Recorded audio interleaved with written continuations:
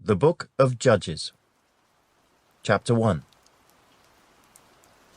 Now after the death of Joshua, it came to pass that the children of Israel asked the Lord, saying, Who shall be first to go up for us against the Canaanites to fight against them?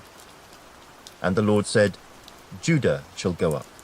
Indeed, I have delivered the land into his hand. So Judah said to Simeon his brother, Come up with me to my allotted territory, that we may fight against the Canaanites, and I will likewise go with you to your allotted territory. And Simeon went with him. Then Judah went up, and the Lord delivered the Canaanites and the Perizzites into their hand. And they killed 10,000 men at Bezek. And they found Adoni-Bezek in Bezek, and fought against him. And they defeated the Canaanites and the Perizzites. Then Adoni-Bezek fled, and they pursued him and caught him and cut off his thumbs and big toes. And Adoni-Bezek said, 70 kings with their thumbs and big toes cut off used to gather scraps under my table. As I have done, so God has repaid me. Then they brought him to Jerusalem, and there he died. Now the children of Judah fought against Jerusalem and took it. They struck it with the edge of the sword and set the city on fire. And afterward the children of Judah went down to fight against the Canaanites who dwelt in the mountains, in the south, and in the lowland. Then Judah went against the Canaanites who dwelt in Hebron. Now the name of Hebron was formerly Kirjath-Arba. And they killed Sheshai, Ahiman, and Talmai. From there they went against the inhabitants of Debir. The name of Debir was formerly Kirjath-Sepher. Then Caleb said, Whoever attacks Kirjath-Sepher and takes it, to him I will give my daughter Achsah as wife. And Othniel, the son of Kenaz, Caleb's younger brother, took it. So he gave him his daughter Achsah as wife. Now it happened, when she came to him, that she urged him to ask her father for a field. And she dismounted from her donkey, and Caleb said to her, What do you wish? So she said to him, Give me a blessing. Since you have given me land in the south, give me also springs of water. And Caleb gave her the upper springs and the lower springs. Now the children of the Kenite, Moses' father-in-law, went up from the city of palms with the children of Judah into the wilderness of Judah, which lies in the south, near Arad. And they went and dwelt among the people. And Judah went with his brother Simeon, and they attacked the Canaanites who inhabited Zephath, and utterly destroyed it. So the name of the city was called Hormah. Also Judah took Gaza with its territory, Ashkelon with its territory, and Ekron with its territory. So the Lord was with Judah. And they drove out the mountaineers, but they could not drive out the inhabitants of the lowland, because they had chariots of iron. And they gave Hebron to Caleb, as Moses had said. Then he expelled from there the 3 sons of Anak. But the children of Benjamin did not drive out the Jebusites who inhabited Jerusalem. So the Jebusites dwell with the children of Benjamin in Jerusalem to this day. And the house of Joseph also went up against Bethel, and the Lord was with them. So the house of Joseph sent men to spy out Bethel. The name of the city was formerly Luz. And when the spies saw a man coming out of the city, they said to him, Please show us the entrance to the city, and we will show you mercy. So he showed them the entrance to the city, and they struck the city with the edge of the sword. But they let the man and all his family go. And the man went to the land of the Hittites, built a city, and called its name Luz, which is its name to this day. However, Manasseh did not drive out the inhabitants of Beth-shean and its villages, or Taanach and its villages, or the inhabitants of Dor and its villages, or the inhabitants of Ibleam and its villages, or the inhabitants of Megiddo and its villages. For the Canaanites were determined to dwell in that land. And it came to pass, when Israel was strong, that they put the Canaanites under tribute, but did not completely drive them out. Nor did Ephraim drive out the Canaanites who dwelt in Gezer. So the Canaanites dwelt in Gezer among them. Nor did Zebulun drive out the inhabitants of Kitron, or the inhabitants of Nahalol. So the Canaanites dwelt among them, and were put under tribute. Nor did Asher drive out the inhabitants of Akko, or the inhabitants of Sidon, or of Arlab, Akzib, Helba, Aphek, or Rehob. So the Asherites dwelt among the Canaanites, the inhabitants of the land, but they did not drive them out. Nor did Naphtali drive out the inhabitants of Beth-Shemesh, or the inhabitants of Beth-Anath, but they dwelt among the Canaanites, the inhabitants of the land. Nevertheless, the inhabitants of Beth-Shemesh and Beth-Anath were put under tribute to them. And the Amorites forced the children of Dan into the mountains, for they would not allow them to come down to the valley. And the Amorites were determined to dwell in Mount Heres, in Ajalon, and in Shaalbim. Yet when the strength of the house of Joseph became greater, they were put under tribute. Now the boundary of the Amorites was from the ascent of Akrabim, from Selah, and upward. Chapter 2. Then the angel of the Lord came up from Gilgal to Bochim, and said, I led you up from Egypt, and brought you to the land of which I swore to your fathers. And I said, I will never break my covenant with you, and you shall make no covenant with the inhabitants of this land. You shall tear down their altars. But you have not obeyed my voice. Why have you done this? Therefore I also said, I will not drive them out before you, but they shall be thorns in your side, and their gods shall be a snare to you. So it was, when the angel of the Lord spoke these words to all the children of Israel, that the people lifted up their voices and wept. Then they called the name of that place Bochim, and they sacrificed there to the Lord. And when Joshua had dismissed the people, the children of Israel went each to his own inheritance to possess the land.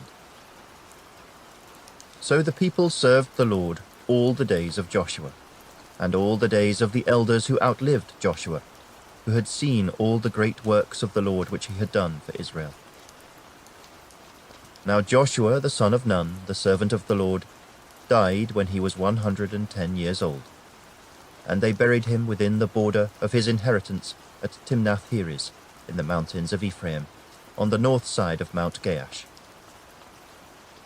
When all that generation had been gathered to their fathers, another generation arose after them, who did not know the Lord, nor the work which he had done for Israel.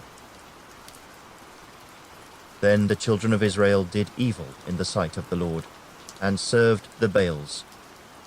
And they forsook the Lord God of their fathers, who had brought them out of the land of Egypt, and they followed other gods from among the gods of the people who were all around them, and they bowed down to them. And they provoked the Lord to anger. They forsook the Lord, and served Baal and the Ashtoreths. And the anger of the Lord was hot against Israel. So he delivered them into the hands of plunderers who despoiled them. And he sold them into the hands of their enemies all around, so that they could no longer stand before their enemies. Wherever they went out, the hand of the Lord was against them for calamity, as the Lord had said, and as the Lord had sworn to them. And they were greatly distressed. Nevertheless, the Lord raised up judges who delivered them out of the hand of those who plundered them. Yet they would not listen to their judges, but they played the harlot with other gods, and bowed down to them. They turned quickly from the way in which their fathers walked, in obeying the commandments of the Lord. They did not do so. And when the Lord raised up judges for them, the Lord was with the judge, and delivered them out of the hand of their enemies all the days of the judge. For the Lord was moved to pity by their groaning, because of those who oppressed them and harassed them. And it came to pass, when the judge was dead, that they reverted, and behaved more corruptly than their fathers, by following other gods, to serve them and bow down to them. They did not cease from their own doings, nor from their stubborn way.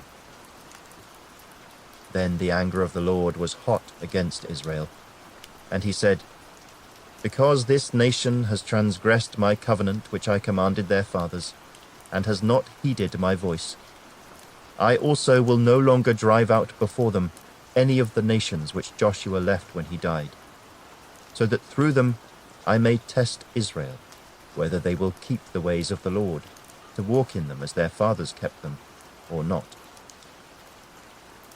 Therefore the Lord left those nations, without driving them out immediately, nor did he deliver them into the hand of Joshua. Chapter 3.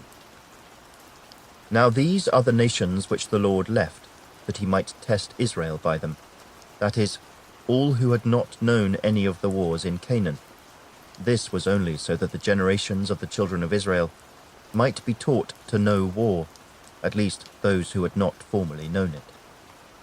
Namely, 5 lords of the Philistines, all the Canaanites, the Sidonians, and the Hivites who dwelt in Mount Lebanon, from Mount Baal Hermon to the entrance of Hamath.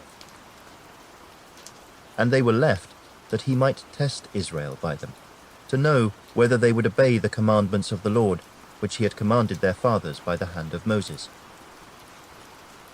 Thus the children of Israel dwelt among the Canaanites, the Hittites, the Amorites, the Perizzites, the Hivites, and the Jebusites.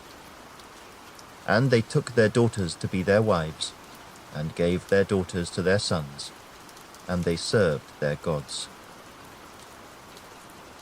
So the children of Israel did evil in the sight of the Lord. They forgot the Lord their God, and served the Baals and Asherahs. Therefore the anger of the Lord was hot against Israel, and he sold them into the hand of Cushan-Rishathaim, king of Mesopotamia. And the children of Israel served Cushan-Rishathaim 8 years. When the children of Israel cried out to the Lord raised up a deliverer for the children of Israel, who delivered them, Othniel the son of Kenaz, Caleb's younger brother. The Spirit of the Lord came upon him, and he judged Israel. He went out to war, and the Lord delivered Cushan-Rishathaim, king of Mesopotamia, into his hand. And his hand prevailed over Cushan-Rishathaim. So the land had rest for 40 years. Then Othniel the son of Kenaz died. And the children of Israel again did evil in the sight of the Lord. So the Lord strengthened Eglon king of Moab against Israel, because they had done evil in the sight of the Lord. Then he gathered to himself the people of Ammon and Amalek, went and defeated Israel, and took possession of the city of palms. So the children of Israel served Eglon king of Moab 18 years. But when the children of Israel cried out to the Lord raised up a deliverer for them, Ehud the son of Gera, the Benjamite, a left-handed man. By him the children of Israel sent tribute to Eglon king of Moab. Now Ehud made himself a dagger. It was double-edged and a cubit in length, and fastened it under his clothes on his right thigh. So he brought the tribute to Eglon king of Moab. Now Eglon was a very fat man. And when he had finished presenting the tribute, he sent away the people who had carried the tribute. But he himself turned back from the stone images that were at Gilgal, and said, I have a secret message for you, O king. He said, Keep silence, and all who attended him went out from him. So Ehud came to him. Now he was sitting upstairs in his cool private chamber. Then Ehud said, I have a message from God for you. So he arose from his seat. Then Ehud reached with his left hand, took the dagger from his right thigh, and thrust it into his belly. Even the hilt went in after the blade, and the fat closed over the blade, for he did not draw the dagger out of his belly, and his entrails came out. Then Ehud went out through the porch, and shut the doors of the upper room behind him, and locked them. When he had gone out, Eglon's servants came to look, and to their surprise, the doors of the upper room were locked. So they said, "He is probably attending to his needs in the cool chamber." So they waited till they were embarrassed, and still he had not opened the doors of the upper room. Therefore they took the key and opened them, and there was their master, fallen dead on the floor. But Ehud had escaped while they delayed, and passed beyond the stone images and escaped to Seirah. And it happened when he arrived that he blew the trumpet in the mountains of Ephraim, and the children of Israel went down with him from the mountains, and he led them. Then he said to them, "Follow me, for the Lord has delivered your enemies the Moabites into your hand." So they went down after him, seized the fords of the Jordan leading to Moab, and did not allow anyone to cross over. And at that time they killed about 10,000 men of Moab, all stout men of valor. Not a man escaped. So Moab was subdued that day under the hand of Israel, and the land had rest for 80 years. After him was Shamgar the son of Anath, who killed 600 men of the Philistines with an ox goad, and he also delivered Israel. Chapter 4. When Ehud was dead, the children of Israel again did evil in the sight of the Lord. So the Lord sold them into the hand of Jabin king of Canaan, who reigned in Hazor. The commander of his army was Sisera, who dwelt in Harosheth Hagoyim. And the children of Israel cried out to the Lord. For Jabin had 900 chariots of iron, and for 20 years he had harshly oppressed the children of Israel. Now Deborah, a prophetess, the wife of Lapidoth, was judging Israel at that time. And she would sit under the palm tree of Deborah between Ramah and Bethel in the mountains of Ephraim. And the children of Israel came up to her for judgment. Then she sent and called for Barak the son of Abinoam from Kedesh in Naphtali, and said to him, "Has not the Lord God of Israel commanded, Go and deploy troops at Mount Tabor? Take with you 10,000 men of the sons of Naphtali and of the sons of Zebulun. And against you I will deploy Sisera, the commander of Jabin's army, with his chariots and his multitude, at the river Kishon, and I will deliver him into your hand." And Barak said to her, "If you will go with me, then I will go, but if you will not go with me, I will not go." So she said, "I will surely go with you. Nevertheless, there will be no glory for you in the journey you are taking, for the Lord will sell Sisera into the hand of a woman." Then Deborah arose and went with Barak to Kedesh. And Barak called Zebulun and Naphtali to Kedesh. He went up with 10,000 men under his command, and Deborah went up with him. Now Heber the Kenite, of the children of Hobab the father-in-law of Moses, had separated himself from the Kenites, and pitched his tent near the terebinth tree at Zaanaim, which is beside Kedesh. And they reported to Sisera that Barak the son of Abinoam had gone up to Mount Tabor. So Sisera gathered together all his chariots, 900 chariots of iron, and all the people who were with him, from Harosheth Hagoyim to the river Kishon. Then Deborah said to Barak, "Up, for this is the day in which the Lord has delivered Sisera into your hand. Has not the Lord gone out before you?" So Barak went down from Mount Tabor with 10,000 men following him. And the Lord routed Sisera, and all his chariots and all his army, with the edge of the sword before Barak. And Sisera alighted from his chariot, and fled away on foot. But Barak pursued the chariots and the army as far as Harosheth Hagoyim, and all the army of Sisera fell by the edge of the sword. Not a man was left. However, Sisera had fled away on foot to the tent of Jael, the wife of Heber the Kenite. But there was peace between Jabin king of Hazor and the house of Heber the Kenite.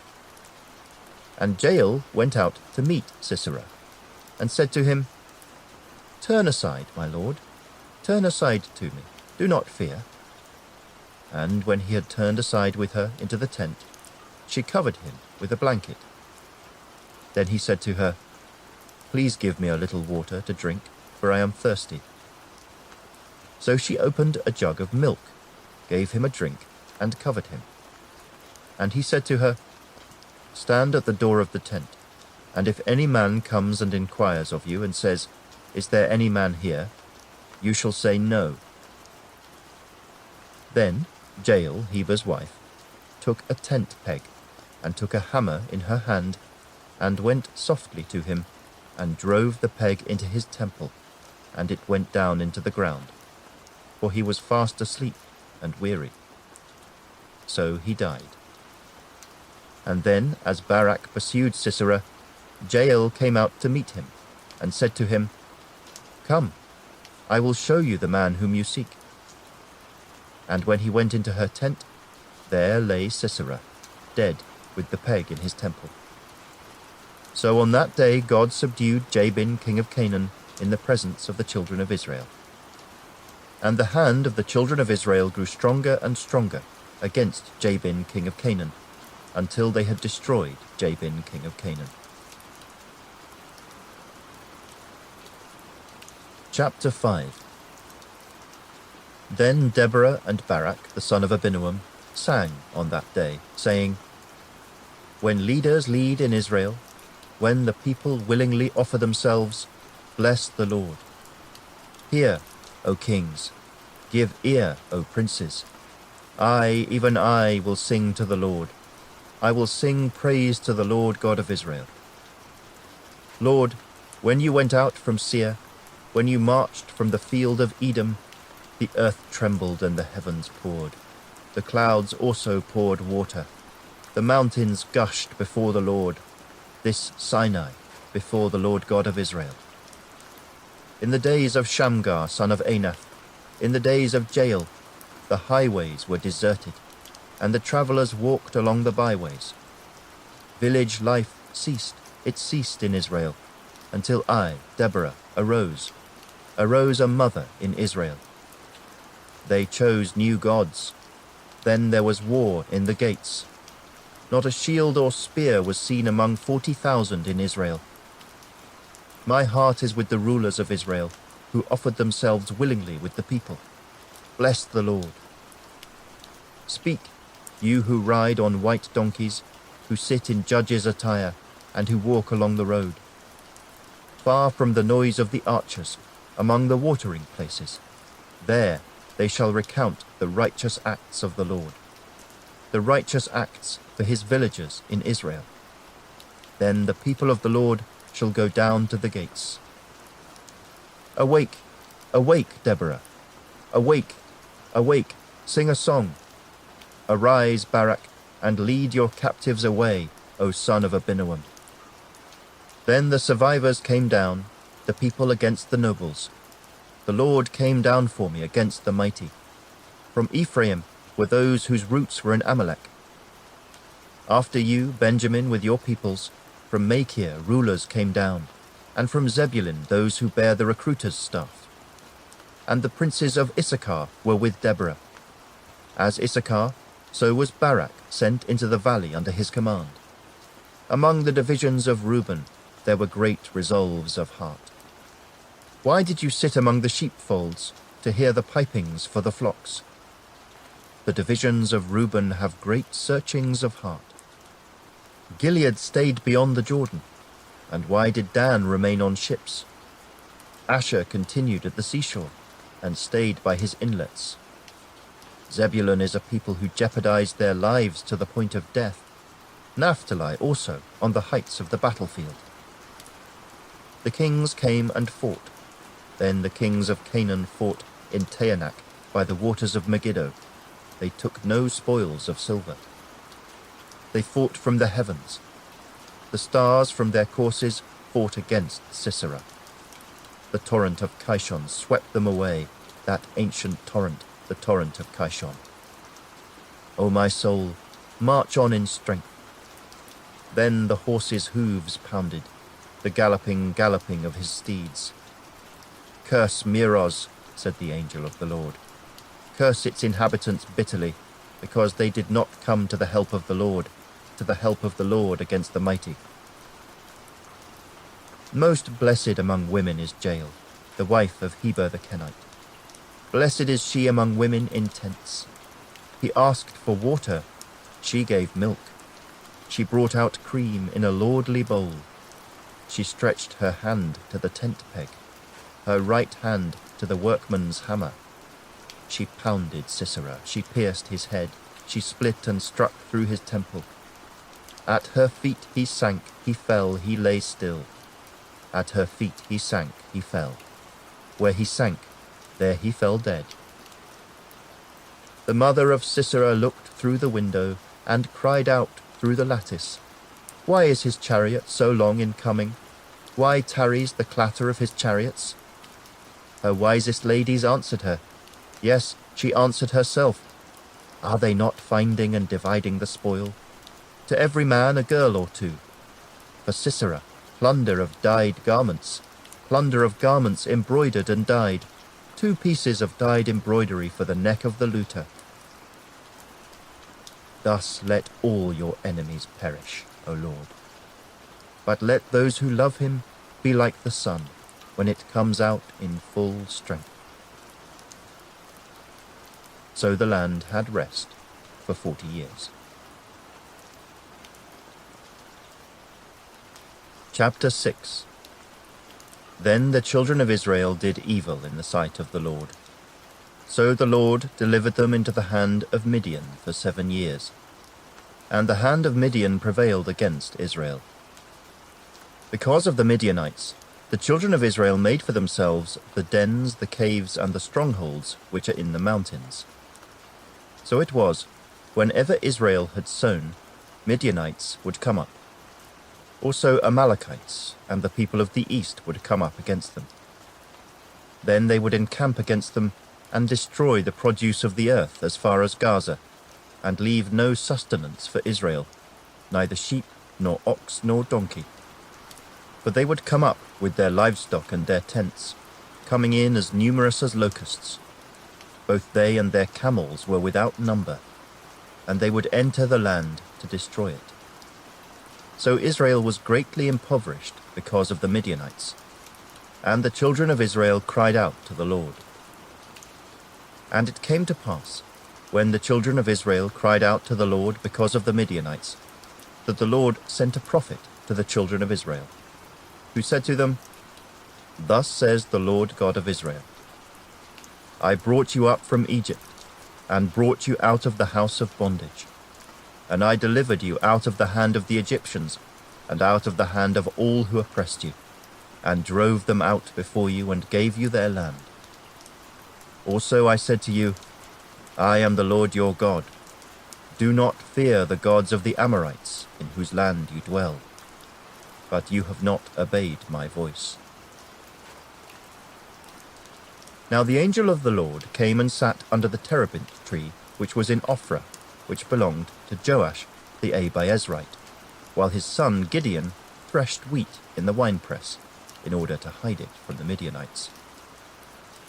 And the angel of the Lord appeared to him and said to him, The Lord is with you, you mighty man of valor.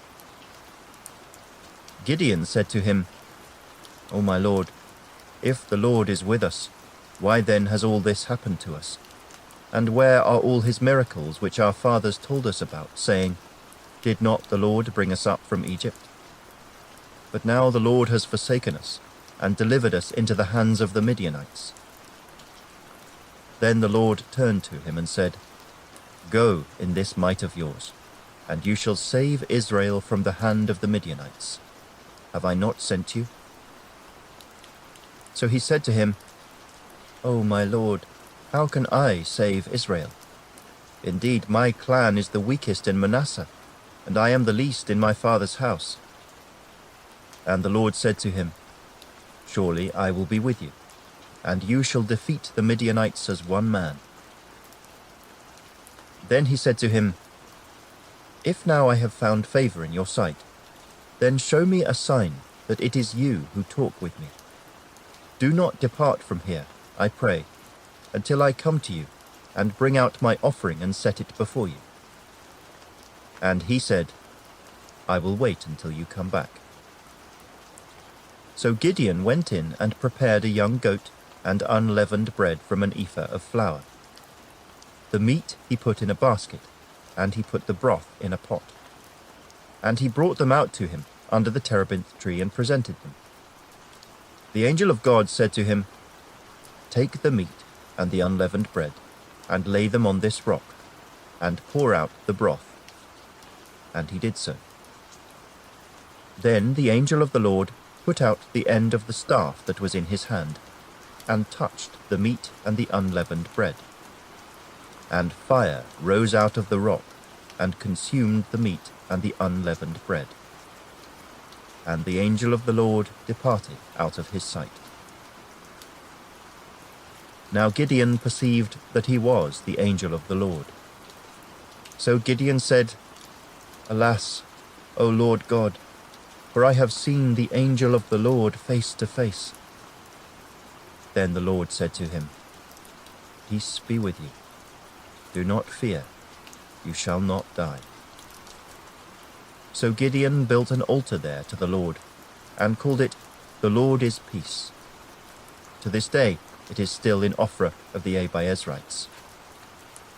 Now it came to pass the same night that the Lord said to him, "Take your father's young bull, the second bull of 7 years old, and tear down the altar of Baal that your father has, and cut down the wooden image that is beside it, and build an altar to the Lord your God on top of this rock in the proper arrangement, and take the second bull and offer a burnt sacrifice with the wood of the image which you shall cut down."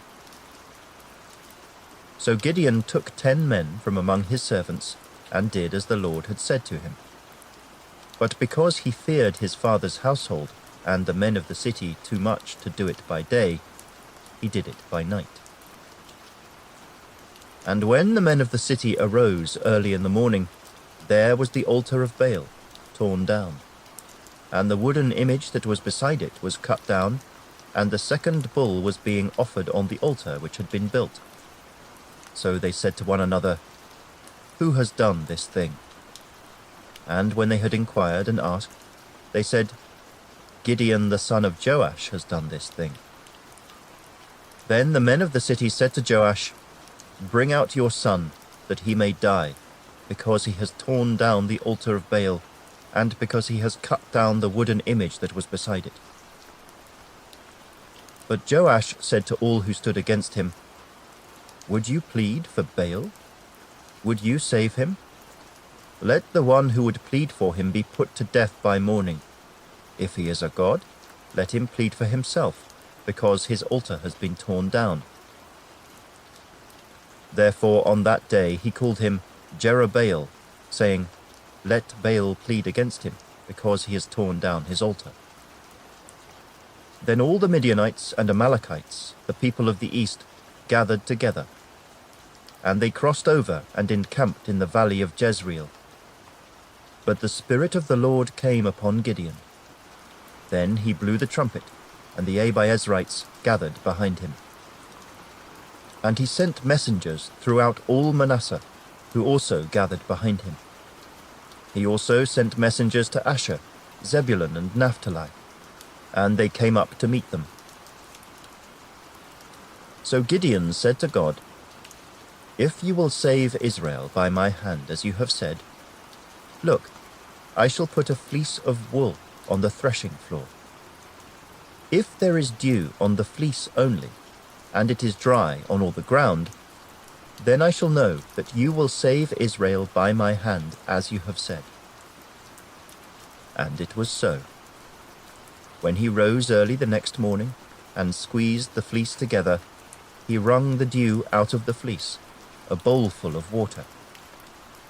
Then Gideon said to God, "Do not be angry with me, but let me speak just once more. Let me test, I pray, just once more with the fleece. Let it now be dry only on the fleece, but on all the ground let there be dew." And God did so that night. It was dry on the fleece only, but there was dew on all the ground. Chapter 7. Then Jerubbaal, that is Gideon, and all the people who were with him, rose early and encamped beside the well of Harod, so that the camp of the Midianites was on the north side of them, by the hill of Moreh in the valley. And the Lord said to Gideon, "The people who are with you are too many for me to give the Midianites into their hands, lest Israel claim glory for itself against me, saying, 'My own hand has saved me.' Now therefore proclaim in the hearing of the people, saying, 'Whoever is fearful and afraid, let him turn and depart at once from Mount Gilead.' And 22,000 of the people returned, and 10,000 remained. But the Lord said to Gideon, 'The people are still too many. Bring them down to the water, and I will test them for you there. Then it will be that of whom I say to you, this one shall go with you, the same shall go with you. And of whomever I say to you, this one shall not go with you, the same shall not go.' So he brought the people down to the water. And the Lord said to Gideon, 'Everyone who laps from the water with his tongue, as a dog laps, you shall set apart by himself. Likewise, everyone who gets down on his knees to drink.' And the number of those who lapped, putting their hand to their mouth, was 300 men. But all the rest of the people got down on their knees to drink water. Then the Lord said to Gideon, 'By the 300 men who lapped, I will save you, and deliver the Midianites into your hand. Let all the other people go, every man to his place.' So the people took provisions and their trumpets in their hands. And he sent away all the rest of Israel, every man to his tent, and retained those 300 men. Now the camp of Midian was below him in the valley.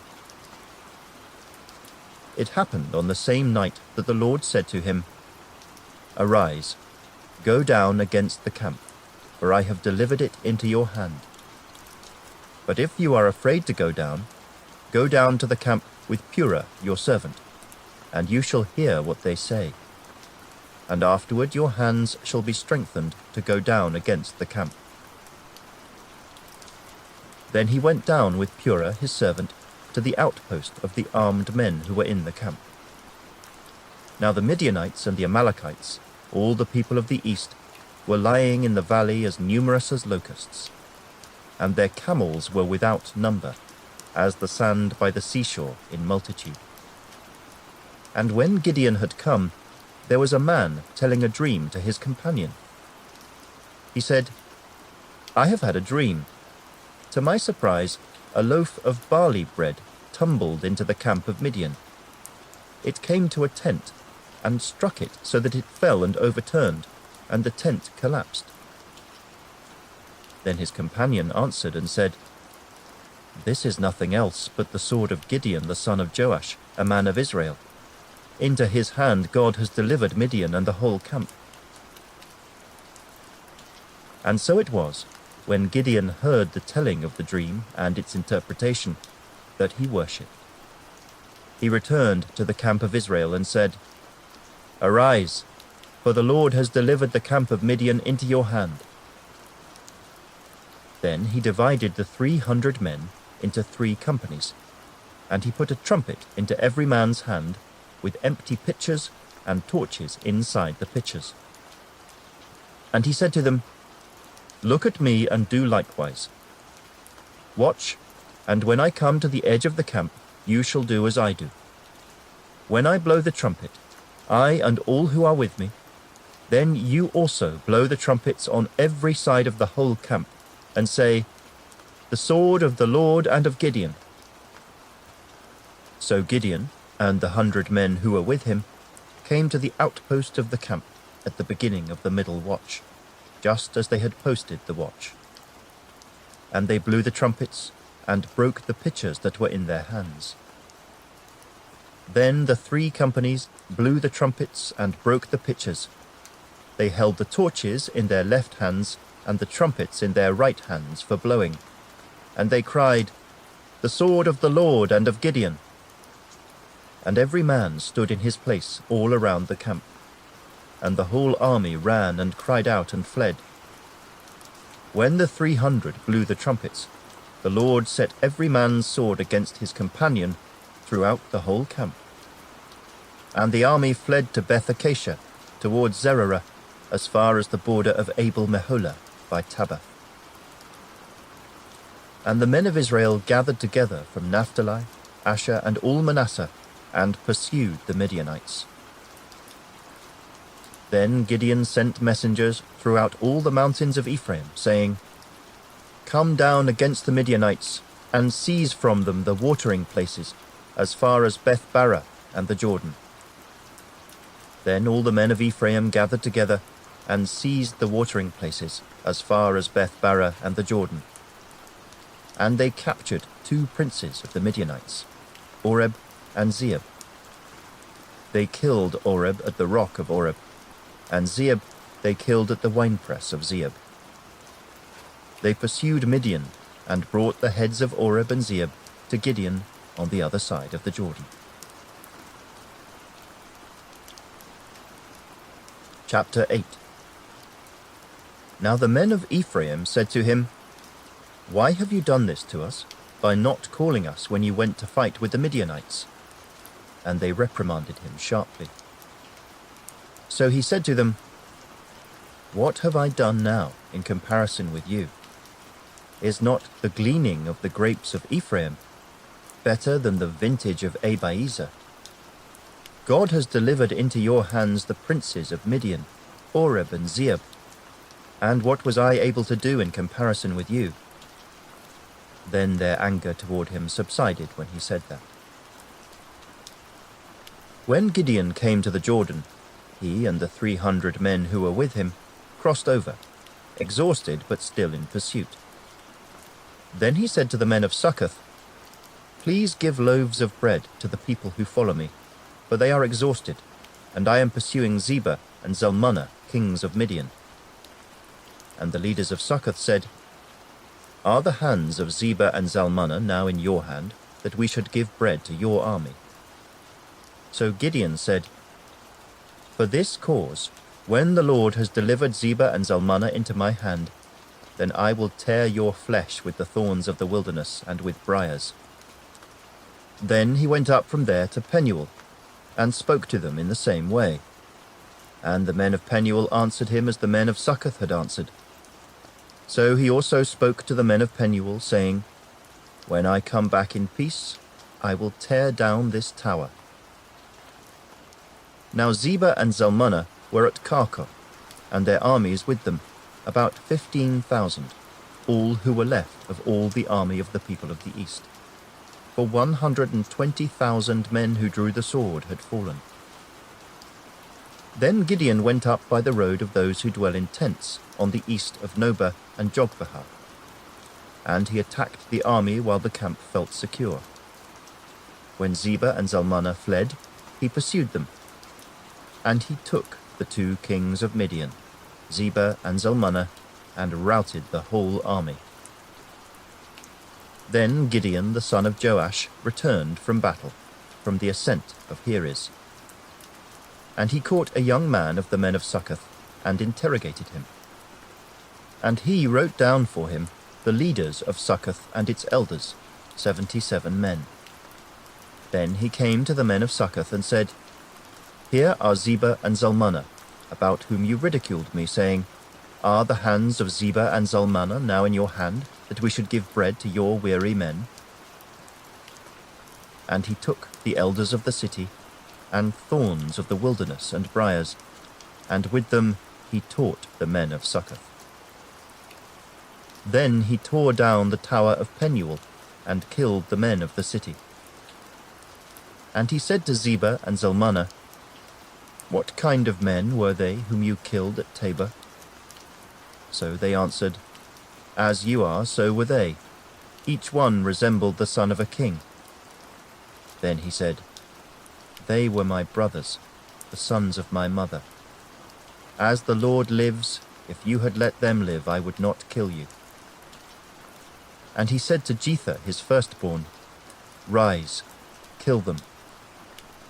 But the youth would not draw his sword, for he was afraid because he was still a youth. So Zebah and Zalmunna said, "Rise yourself and kill us, for as a man is, so is his strength." So Gideon arose and killed Zebah and Zalmunna, and took the crescent ornaments that were on their camels' necks. Then the men of Israel said to Gideon, "Rule over us, both you and your son and your grandson also, for you have delivered us from the hand of Midian." But Gideon said to them, "I will not rule over you, nor shall my son rule over you. The Lord shall rule over you." Then Gideon said to them, "I would like to make a request of you, that each of you would give me the earrings from his plunder." For they had golden earrings, because they were Ishmaelites. So they answered, "We will gladly give them." And they spread out a garment, and each man threw into it the earrings from his plunder. Now the weight of the gold earrings that he requested was 1,700 shekels of gold, besides the crescent ornaments, pendants, and purple robes which were on the kings of Midian, and besides the chains that were around their camels' necks. Then Gideon made it into an ephod, and set it up in his city, Ophrah. And all Israel played the harlot with it there. It became a snare to Gideon and to his house. Thus Midian was subdued before the children of Israel, so that they lifted their heads no more. And the country was quiet for 40 years in the days of Gideon. Then Jerubbaal the son of Joash went and dwelt in his own house. Gideon had 70 sons who were his own offspring, for he had many wives. And his concubine, who was in Shechem, also bore him a son, whose name he called Abimelech. Now Gideon the son of Joash died at a good old age, and was buried in the tomb of Joash his father, in Ophrah of the Abiezrites. So it was, as soon as Gideon was dead, that the children of Israel again played the harlot with the Baals, and made Baal-berith their god. Thus the children of Israel did not remember the Lord their God, who had delivered them from the hands of all their enemies on every side. Nor did they show kindness to the house of Jerubbaal, Gideon, in accordance with the good he had done for Israel. Chapter 9. Then Abimelech, the son of Jerubbaal, went to Shechem, to his mother's brothers, and spoke with them, and with all the family of the house of his mother's father, saying, "Please speak in the hearing of all the men of Shechem. Which is better for you, that all 70 of the sons of Jerubbaal reign over you, or that one reign over you? Remember that I am your own flesh and bone." And his mother's brothers spoke all these words concerning him in the hearing of all the men of Shechem. And their heart was inclined to follow Abimelech, for they said, "He is our brother." So they gave him 70 shekels of silver from the temple of Baal-berith, with which Abimelech hired worthless and reckless men, and they followed him. Then he went to his father's house at Ophrah, and killed his brothers, the 70 sons of Jerubbaal, on one stone. But Jotham, the youngest son of Jerubbaal, was left, because he hid himself. And all the men of Shechem gathered together, all of Beth Millo, and they went and made Abimelech king beside the terebinth tree at the pillar that was in Shechem. Now when they told Jotham, he went and stood on top of Mount Gerizim, and lifted his voice and cried out. And he said to them, "Listen to me, you men of Shechem, that God may listen to you. The trees once went forth to anoint a king over them. And they said to the olive tree, "Reign over us." But the olive tree said to them, "Should I cease giving my oil, with which they honor God and men, and go to sway over trees?" Then the trees said to the fig tree, "You come and reign over us." But the fig tree said to them, "Should I cease my sweetness and my good fruit, and go to sway over trees?" Then the trees said to the vine, "You come and reign over us." But the vine said to them, "Should I cease my new wine, which cheers both God and men, and go to sway over trees?" Then all the trees said to the bramble, "You come and reign over us."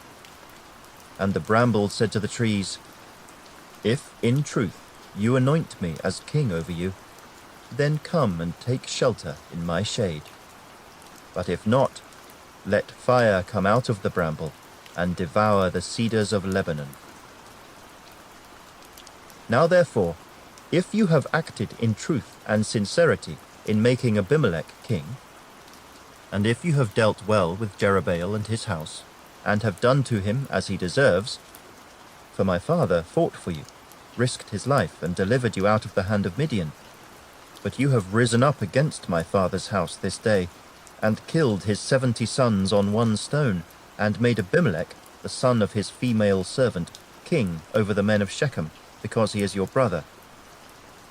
If then you have acted in truth and sincerity with Jerubbaal and with his house this day, then rejoice in Abimelech, and let him also rejoice in you.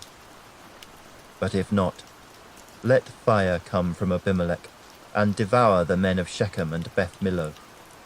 And let fire come from the men of Shechem and from Beth Millo, and devour Abimelech." And Jotham ran away and fled, and he went to Beer and dwelt there, for fear of Abimelech his brother.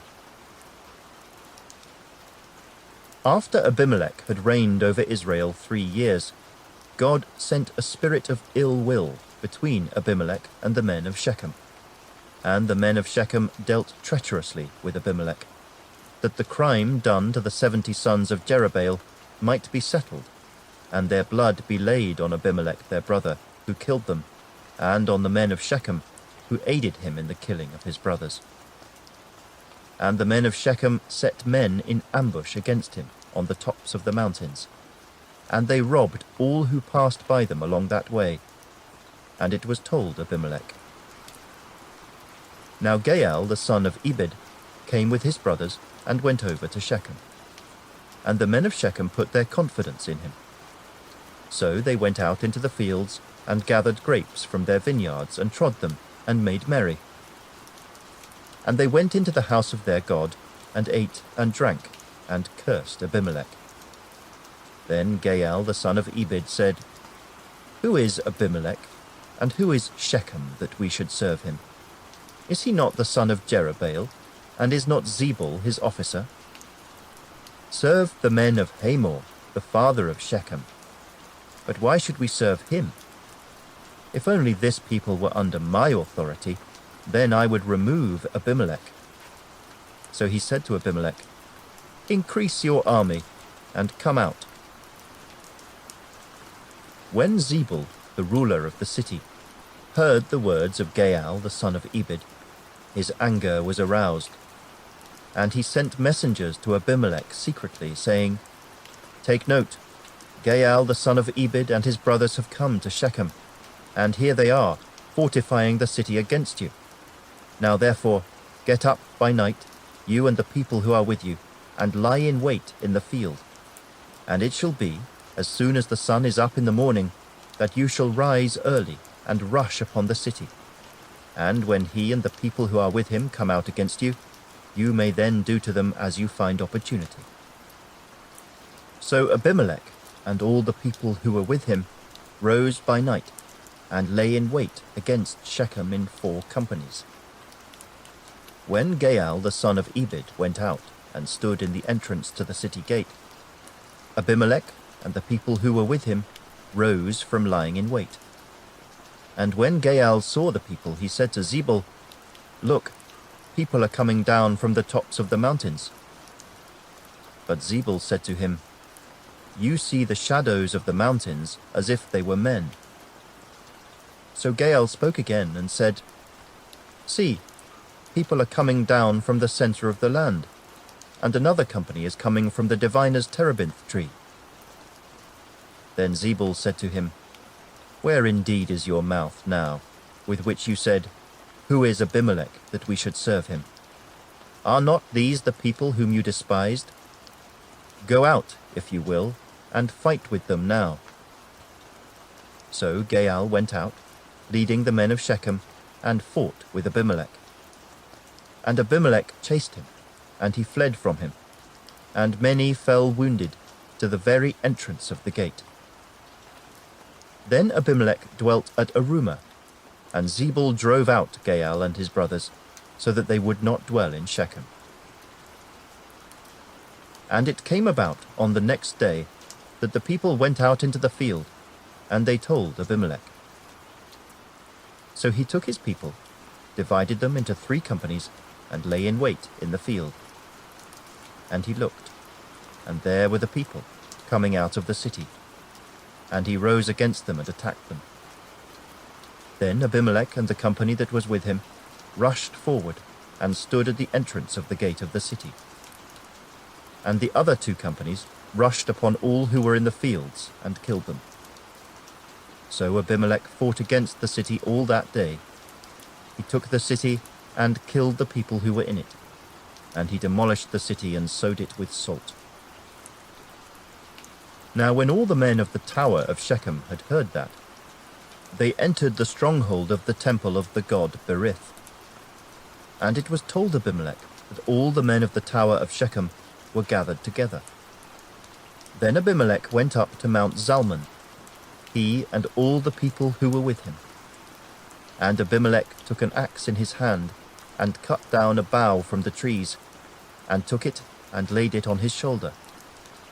Then he said to the people who were with him, "What you have seen me do, make haste and do as I have done." So each of the people likewise cut down his own bough and followed Abimelech, put them against the stronghold, and set the stronghold on fire above them, so that all the people of the tower of Shechem died, about 1,000 men and women. Then Abimelech went to Thebez, and he encamped against Thebez and took it. But there was a strong tower in the city, and all the men and women, all the people of the city, fled there and shut themselves in. Then they went up to the top of the tower. So Abimelech came as far as the tower and fought against it, and he drew near the door of the tower to burn it with fire. But a certain woman dropped an upper millstone on Abimelech's head and crushed his skull. Then he called quickly to the young man, his armor-bearer, and said to him, "Draw your sword and kill me, lest men say of me, 'A woman killed him.'" So his young man thrust him through, and he died. And when the men of Israel saw that Abimelech was dead, they departed, every man to his place. Thus God repaid the wickedness of Abimelech, which he had done to his father by killing his 70 brothers. And all the evil of the men of Shechem God returned on their own heads, and on them came the curse of Jotham the son of Jerubbaal. Chapter 10. After Abimelech, there arose to save Israel Tola the son of Pua, the son of Dodo, a man of Issachar. And he dwelt in Shema in the mountains of Ephraim. He judged Israel 23 years, and he died and was buried in Shema. After him arose Jair, a Gileadite, and he judged Israel 22 years. Now he had 30 sons who rode on 30 donkeys. They also had 30 towns, which are called Havoth Jair to this day, which are in the land of Gilead. And Jair died and was buried in Canaan. Then the children of Israel again did evil in the sight of the Lord, and served the Baals and the Ashtoreths. the gods of Syria, the gods of Sidon, the gods of Moab, the gods of the people of Ammon, and the gods of the Philistines. And they forsook the Lord and did not serve him. So the anger of the Lord was hot against Israel, and he sold them into the hands of the Philistines and into the hands of the people of Ammon. From that year they harassed and oppressed the children of Israel for 18 years, all the children of Israel who were on the other side of the Jordan, in the land of the Amorites, in Gilead. Moreover, the people of Ammon crossed over the Jordan to fight against Judah also, against Benjamin, and against the house of Ephraim, so that Israel was severely distressed. And the children of Israel cried out to the Lord, saying, "We have sinned against you, because we have both forsaken our God and served the Baals."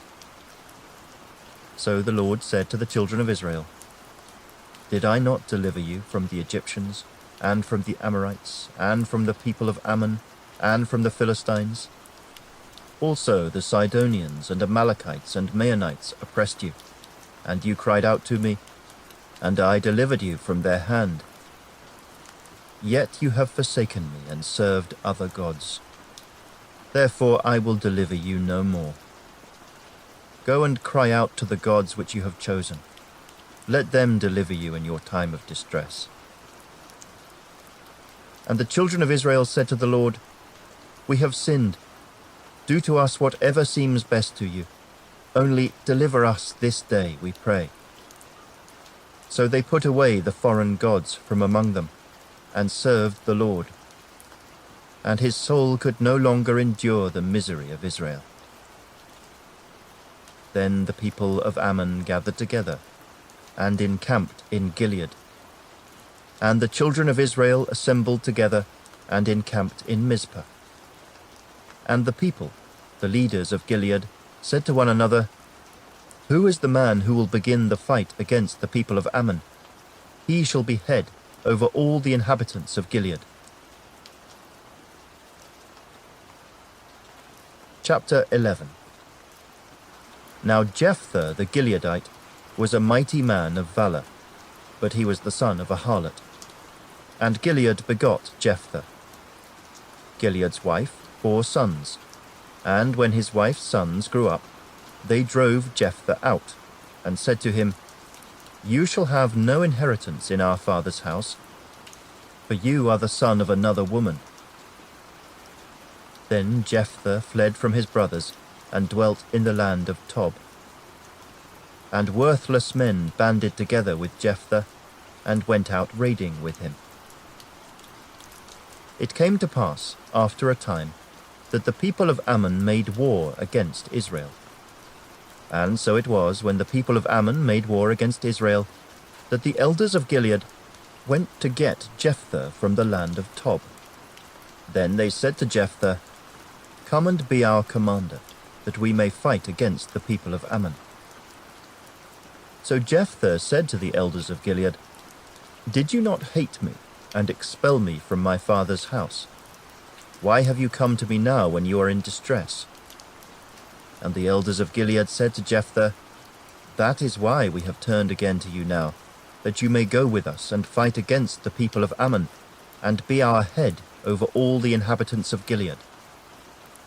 So Jephthah said to the elders of Gilead, "If you take me back home to fight against the people of Ammon, and the Lord delivers them to me, shall I be your head?" And the elders of Gilead said to Jephthah, "The Lord will be a witness between us, if we do not do according to your words." Then Jephthah went with the elders of Gilead, and the people made him head and commander over them. And Jephthah spoke all his words before the Lord in Mizpah. Now Jephthah sent messengers to the king of the people of Ammon, saying, "What do you have against me, that you have come to fight against me in my land?" And the king of the people of Ammon answered the messengers of Jephthah, "Because Israel took away my land when they came up out of Egypt, from the Arnon as far as the Jabbok, and to the Jordan. Now therefore restore those lands peaceably." So Jephthah again sent messengers to the king of the people of Ammon, and said to him, Thus says Jephthah, Israel did not take away the land of Moab, nor the land of the people of Ammon. For when Israel came up from Egypt, they walked through the wilderness as far as the Red Sea and came to Kadesh. Then Israel sent messengers to the king of Edom, saying, Please let me pass through your land. But the king of Edom would not heed. And in like manner they sent to the king of Moab, but he would not consent. So Israel remained in Kadesh. And they went along through the wilderness, and bypassed the land of Edom and the land of Moab, came to the east side of the land of Moab, and encamped on the other side of the Arnon. But they did not enter the border of Moab, for the Arnon was the border of Moab. Then Israel sent messengers to Sihon, king of the Amorites, king of Heshbon. And Israel said to him, Please let us pass through your land into our place. But Sihon did not trust Israel to pass through his territory. So Sihon gathered all his people together, encamped in Jahaz, and fought against Israel. And the Lord God of Israel delivered Sihon and all his people into the hand of Israel, and they defeated them. Thus Israel gained possession of all the land of the Amorites, who inhabited that country. They took possession of all the territory of the Amorites, from the Arnon to the Jabbok, and from the wilderness to the Jordan.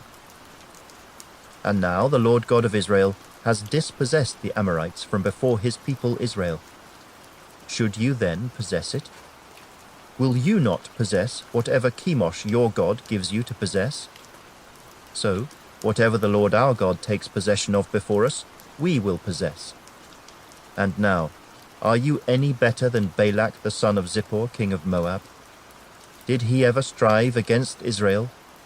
Did he ever fight against them? While Israel dwelt in Heshbon and its villages, in Aroer and its villages, and in all the cities along the banks of the Arnon, for 300 years, why did you not recover them within that time? Therefore, I have not sinned against you, but you wronged me by fighting against me. May the Lord, the judge, render judgment this day between the children of Israel and the people of Ammon. However, the king of the people of Ammon did not heed the words which Jephthah sent him. Then the Spirit of the Lord came upon Jephthah, and he passed through Gilead and Manasseh, and passed through Mizpah of Gilead. And from Mizpah of Gilead he advanced toward the people of Ammon. And Jephthah made a vow to the Lord, and said, If you will indeed deliver the people of Ammon into my hands, then it will be that whatever comes out of the doors of my house to meet me, when I return in peace from the people of Ammon, shall surely be the Lord's, and I will offer it up as a burnt offering. So Jephthah advanced toward the people of Ammon to fight against them, and the Lord delivered them into his hands. And he defeated them from Aroer as far as Minnith, 20 cities, and to Abel-keramim with a very great slaughter. Thus the people of Ammon were subdued before the children of Israel. When Jephthah came to his house at Mizpah, there was his daughter, coming out to meet him with timbrels and dancing. And she was his only child. Besides her, he had neither son nor daughter. And it came to pass, when he saw her, that he tore his clothes and said, Alas, my daughter, you have brought me very low. You are among those who trouble me, for I have given my word to the Lord, and I cannot go back on it. So she said to him, My father, if you have given your word to the Lord, do to me according to what has gone out of your mouth, because the Lord has avenged you of your enemies, the people of Ammon. Then she said to her father, Let this thing be done for me. Let me alone for 2 months, that I may go and wander on the mountains, and bewail my virginity, my friends and I. So he said, Go. And he sent her away for 2 months, and she went with her friends, and bewailed her virginity on the mountains. And it was so, at the end of 2 months, that she returned to her father, and he carried out his vow with her which he had vowed. She knew no man. And it became a custom in Israel that the daughters of Israel went 4 days each year to lament the daughter of Jephthah the Gileadite. Chapter 12. Then the men of Ephraim gathered together, crossed over toward Zaphon, and said to Jephthah, "Why did you cross over to fight against the people of Ammon, and did not call us to go with you? We will burn your house down on you with fire." And Jephthah said to them, "My people and I were in a great struggle with the people of Ammon, and when I called you, you did not deliver me out of their hands. So when I saw that you would not deliver me, I took my life in my hands and crossed over against the people of Ammon, and the Lord delivered them into my hand. Why then have you come up to me this day to fight against me?" Now Jephthah gathered together all the men of Gilead and fought against Ephraim. And the men of Gilead defeated Ephraim, because they said, "You Gileadites are fugitives of Ephraim among the Ephraimites and among the Manassites." The Gileadites seized the fords of the Jordan before the Ephraimites arrived. And when any Ephraimite who escaped said, "Let me cross over," the men of Gilead would say to him, "Are you an Ephraimite?" If he said, "No," then they would say to him, "Then say, Shibboleth." And he would say, Sibboleth, for he could not pronounce it right. Then they would take him and kill him at the fords of the Jordan. There fell at that time 42,000 Ephraimites. And Jephthah judged Israel 6 years. Then Jephthah the Gileadite died, and was buried among the cities of Gilead. After him, Ibzan of Bethlehem judged Israel. He had 30 sons, and he gave away 30 daughters in marriage, and brought in 30 daughters from elsewhere for his sons. He judged Israel 7 years. Then Ibzan died, and was buried at Bethlehem. After him, Elon the Zebulunite judged Israel. He judged Israel 10 years. And Elon the Zebulunite died, and was buried at Ajalon in the country of Zebulun. After him, Abdon the son of Hillel the Pirathonite judged Israel. He had 40 sons and 30 grandsons, who rode on 70 young donkeys. He judged Israel 8 years. Then Abdon the son of Hillel the Pirathonite died, and was buried in Pirathon in the land of Ephraim, in the mountains of the Amalekites. Chapter 13. Again the children of Israel did evil in the sight of the Lord, and the Lord delivered them into the hand of the Philistines for 40 years. Now there was a certain man from Zorah, of the family of the Danites, whose name was Manoah, and his wife was barren and had no children. And the angel of the Lord appeared to the woman and said to her, "Indeed now, you are barren and have borne no children, but you shall conceive and bear a son. Now therefore, please be careful not to drink wine or similar drink, and not to eat anything unclean. For behold, you shall conceive and bear a son, and no razor shall come upon his head, for the child shall be a Nazarite to God from the womb, and he shall begin to deliver Israel out of the hand of the Philistines." So the woman came and told her husband, saying, "A man of God came to me, and his countenance was like the countenance of the angel of God, very awesome. But I did not ask him where he was from, and he did not tell me his name. And he said to me, Behold, you shall conceive and bear a son. Now drink no wine or similar drink, nor eat anything unclean, for the child shall be a Nazarite to God, from the womb to the day of his death. Then Manoah prayed to the Lord and said, O my Lord, please let the man of God whom you sent come to us again, and teach us what we shall do for the child who will be born. And God listened to the voice of Manoah, and the angel of God came to the woman again as she was sitting in the field. But Manoah her husband was not with her. Then the woman ran in haste and told her husband and said to him, Look, the man who came to me the other day has just now appeared to me. So Manoah arose and followed his wife. When he came to the man, he said to him, Are you the man who spoke to this woman? And he said, I am. Manoah said, Now let your words come to pass. What will be the boy's rule of life and his work? So the angel of the Lord said to Manoah, Of all that I said to the woman, let her be careful. She may not eat anything that comes from the vine, nor may she drink wine or similar drink, nor eat anything unclean. All that I commanded her, let her observe. Then Manoah said to the angel of the Lord, Please let us detain you, and we will prepare a young goat for you. And the angel of the Lord said to Manoah, Though you detain me, I will not eat your food.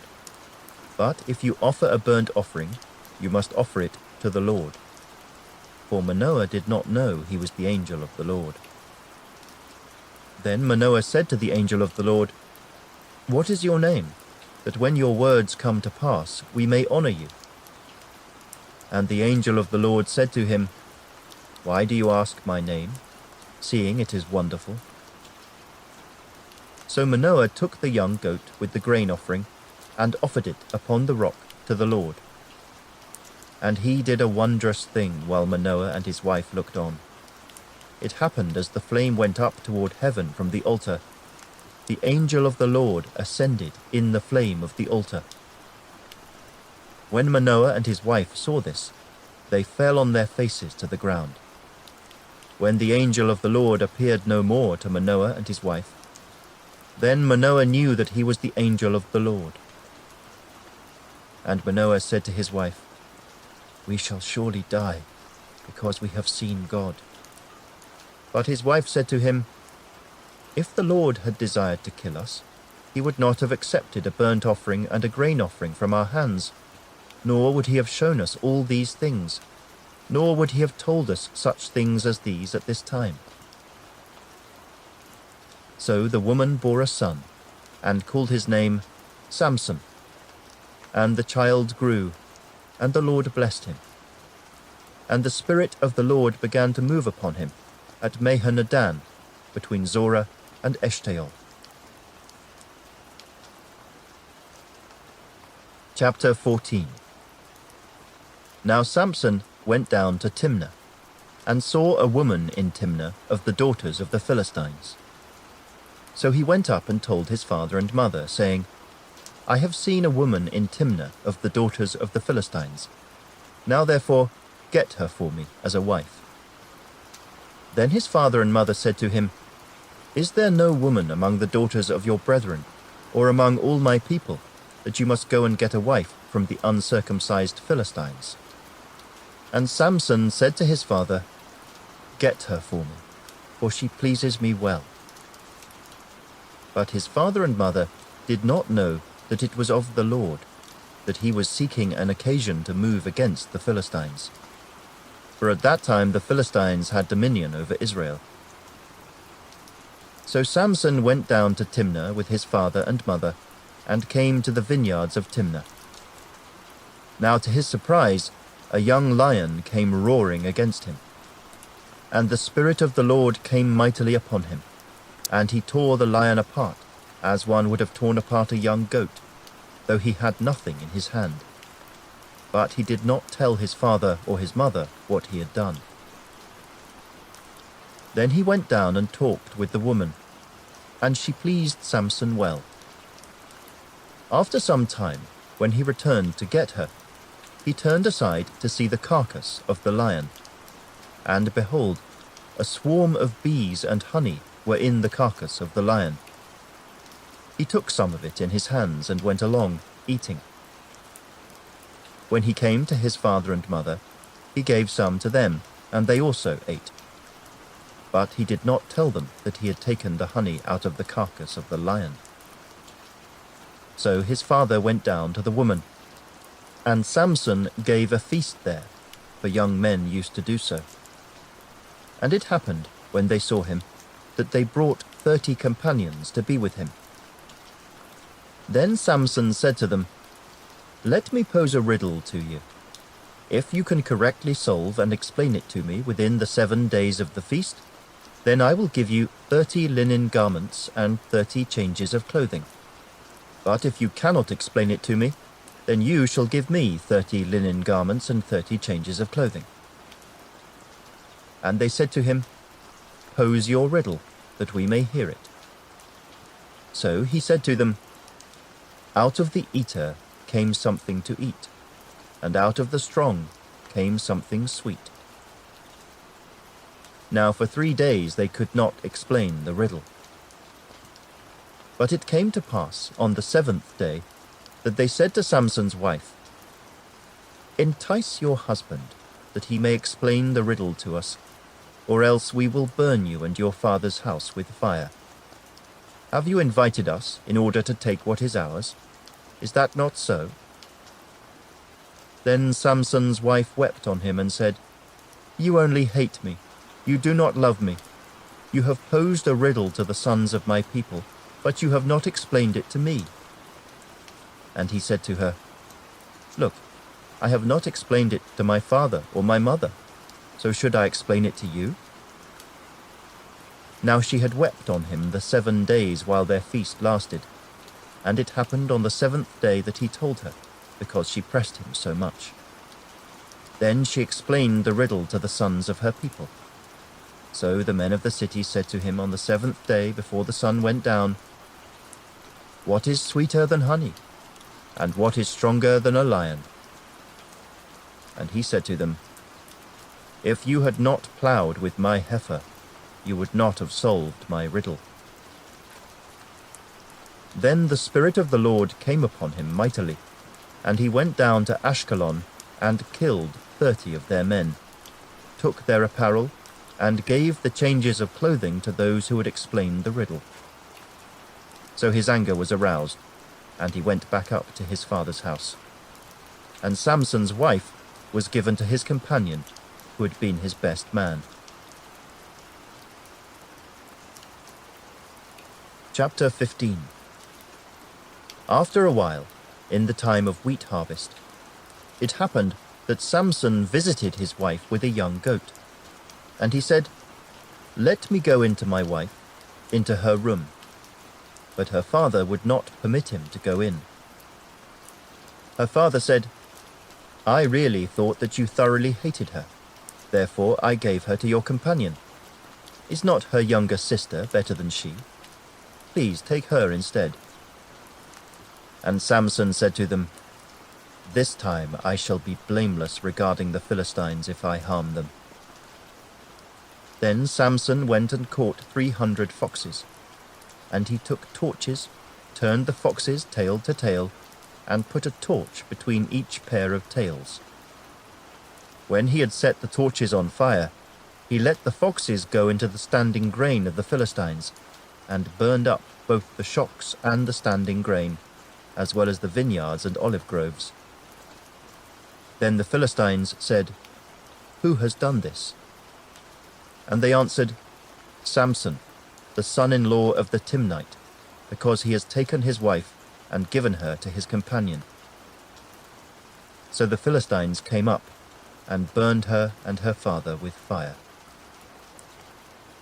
Samson said to them, "Since you would do a thing like this, I will surely take revenge on you, and after that I will cease." So he attacked them hip and thigh with a great slaughter. Then he went down and dwelt in the cleft of the rock of Etam. Now the Philistines went up, encamped in Judah, and deployed themselves against Lehi. And the men of Judah said, "Why have you come up against us?" So they answered, "We have come up to arrest Samson, to do to him as he has done to us." Then 3,000 men of Judah went down to the cleft of the rock of Etam, and said to Samson, "Do you not know that the Philistines rule over us?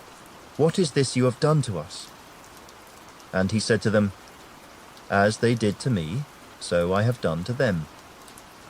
But they said to him, "We have come down to arrest you, that we may deliver you into the hands of the Philistines." Then Samson said to them, "Swear to me that you will not kill me yourselves." So they spoke to him, saying, "No, but we will tie you securely and deliver you into their hand, but we will surely not kill you." And they bound him with 2 new ropes and brought him up from the rock. When he came to Lehi, the Philistines came shouting against him. Then the Spirit of the Lord came mightily upon him, and the ropes that were on his arms became like flax that is burned with fire, and his bonds broke loose from his hands. He found a fresh jawbone of a donkey, reached out his hand and took it, and killed 1,000 men with it. Then Samson said, "With the jawbone of a donkey, heaps upon heaps, with the jawbone of a donkey, I have slain 1,000 men." And so it was, when he had finished speaking, that he threw the jawbone from his hand, and called that place Ramoth Lehi. Then he became very thirsty, so he cried out to the Lord and said, "You have given this great deliverance by the hand of your servant, and now shall I die of thirst and fall into the hand of the uncircumcised?" So God split the hollow place that is in Lehi, and water came out, and he drank, and his spirit returned, and he revived. Therefore he called its name En-Hakkore, which is in Lehi to this day. And he judged Israel 20 years in the days of the Philistines. Chapter 16. Now Samson went to Gaza, and saw a harlot there, and went in to her. When the Gazites were told, "Samson has come here," they surrounded the place, and lay in wait for him all night at the gate of the city. They were quiet all night, saying, "In the morning, when it is daylight, we will kill him." And Samson lay low till midnight. Then he arose at midnight, took hold of the doors of the gate of the city and the 2 gateposts, pulled them up, bar and all, put them on his shoulders, and carried them to the top of the hill that faces Hebron. Afterward, it happened that he loved a woman in the valley of Sorek, whose name was Delilah. And the lords of the Philistines came up to her, and said to her, "Entice him, and find out where his great strength lies, and by what means we may overpower him, that we may bind him to afflict him, and every one of us will give you 1,100 pieces of silver." So Delilah said to Samson, "Please tell me where your great strength lies, and with what you may be bound to afflict you." And Samson said to her, "If they bind me with 7 fresh bowstrings not yet dried, then I shall become weak, and be like any other man." So the lords of the Philistines brought up to her 7 fresh bowstrings not yet dried, and she bound him with them. Now men were lying in wait, staying with her in the room. And she said to him, "The Philistines are upon you, Samson." But he broke the bowstrings as a strand of yarn breaks when it touches fire. So the secret of his strength was not known. Then Delilah said to Samson, "Look, you have mocked me and told me lies. Now please tell me what you may be bound with." So he said to her, "If they bind me securely with new ropes that have never been used, then I shall become weak, and be like any other man." Therefore Delilah took new ropes, and bound him with them, and said to him, "The Philistines are upon you, Samson." And men were lying in wait, staying in the room. But he broke them off his arms like a thread. Delilah said to Samson, "Until now you have mocked me and told me lies. Tell me what you may be bound with." And he said to her, "If you weave the 7 locks of my head into the web of the loom." So she wove it tightly with the batten of the loom, and said to him, "The Philistines are upon you, Samson." But he awoke from his sleep, and pulled out the batten and the web from the loom. Then she said to him, "How can you say, 'I love you,' when your heart is not with me? You have mocked me these 3 times, and have not told me where your great strength lies." And it came to pass, when she pestered him daily with her words, and pressed him, so that his soul was vexed to death, that he told her all his heart, and said to her, "No razor has ever come upon my head, for I have been a Nazirite to God from my mother's womb. If I am shaven, then my strength will leave me, and I shall become weak and be like any other man." When Delilah saw that he had told her all his heart, she sent and called for the lords of the Philistines, saying, "Come up once more, for he has told me all his heart." So the lords of the Philistines came up to her, and brought the money in their hand. Then she lulled him to sleep on her knees, and called for a man, and had him shave off the 7 locks of his head. Then she began to torment him, and his strength left him. And she said, "The Philistines are upon you, Samson." So he awoke from his sleep and said, "I will go out as before at other times and shake myself free." But he did not know that the Lord had departed from him. Then the Philistines took him, and put out his eyes, and brought him down to Gaza. They bound him with bronze fetters, and he became a grinder in the prison. However, the hair of his head began to grow again after it had been shaven. Now the lords of the Philistines gathered together to offer a great sacrifice to Dagon their god, and to rejoice. And they said, "Our God has delivered into our hands Samson, our enemy." When the people saw him, they praised their God, for they said, "Our God has delivered into our hands our enemy, the destroyer of our land, and the one who multiplied our dead." So it happened, when their hearts were merry, that they said, "Call for Samson, that he may perform for us." So they called for Samson from the prison, and he performed for them. And they stationed him between the pillars. Then Samson said to the lad who held him by the hand, "Let me feel the pillars which support the temple, so that I can lean on them." Now the temple was full of men and women. All the lords of the Philistines were there, about 3,000 men and women on the roof, watching while Samson performed. Then Samson called to the Lord, saying, "O Lord God, remember me, I pray. Strengthen me, I pray, just this once, O God, that I may with one blow take vengeance on the Philistines for my 2 eyes." And Samson took hold of the 2 middle pillars which supported the temple, and he braced himself against them, one on his right and the other on his left.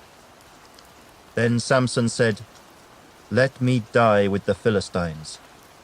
And he pushed with all his might, and the temple fell on the lords and all the people who were in it. So the dead that he killed at his death were more than he had killed in his life. And his brothers and all his father's household came down and took him, and brought him up, and buried him between Zorah and Eshtaol in the tomb of his father Manoah. He had judged Israel 20 years. Chapter 17. Now there was a man from the mountains of Ephraim, whose name was Micah.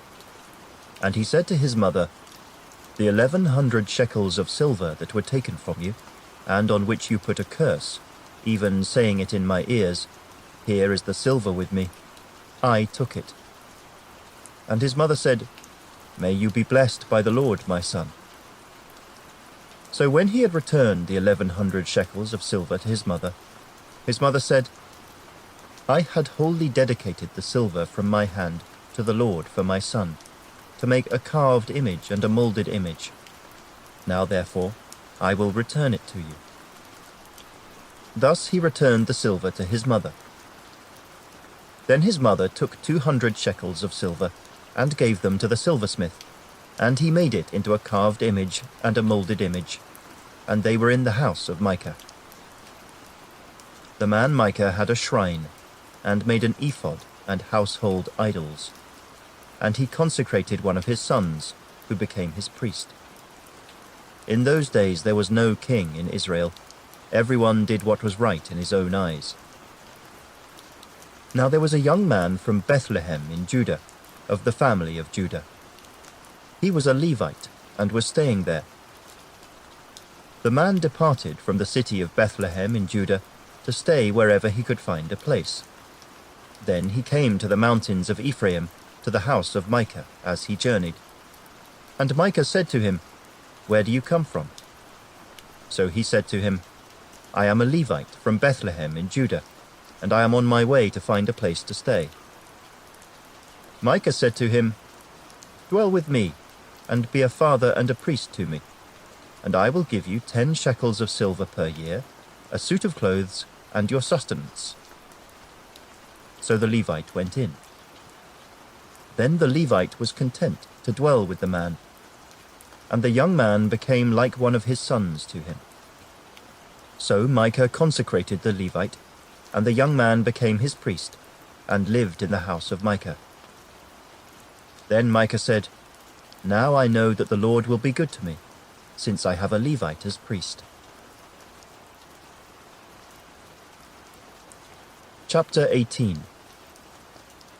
In those days there was no king in Israel, and in those days the tribe of the Danites was seeking an inheritance for itself to dwell in, for until that day their inheritance among the tribes of Israel had not fallen to them. So the children of Dan sent 5 men of their family from their territory, men of valor from Zorah and Eshtaol, to spy out the land and search it.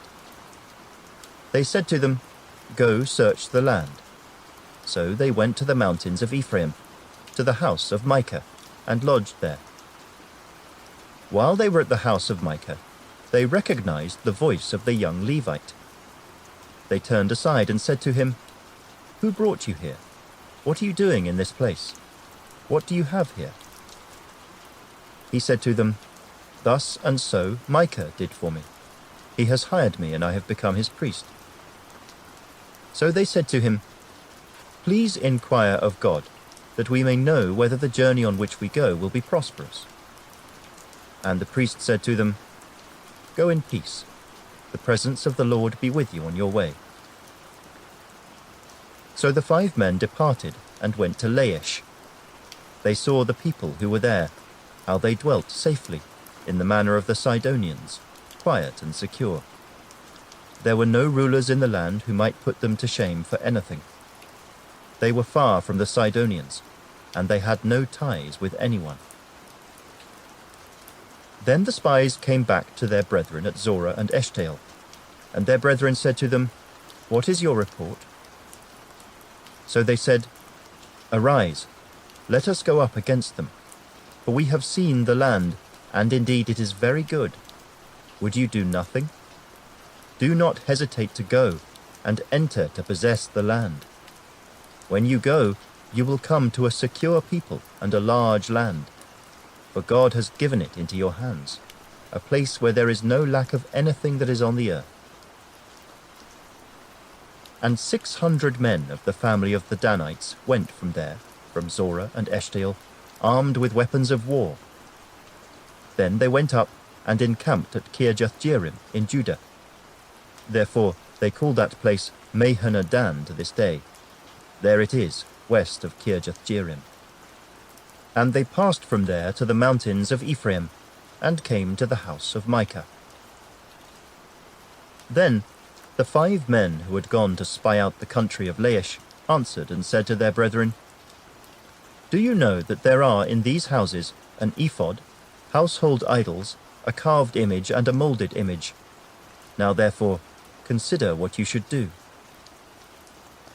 So they turned aside there, and came to the house of the young Levite man, to the house of Micah, and greeted him.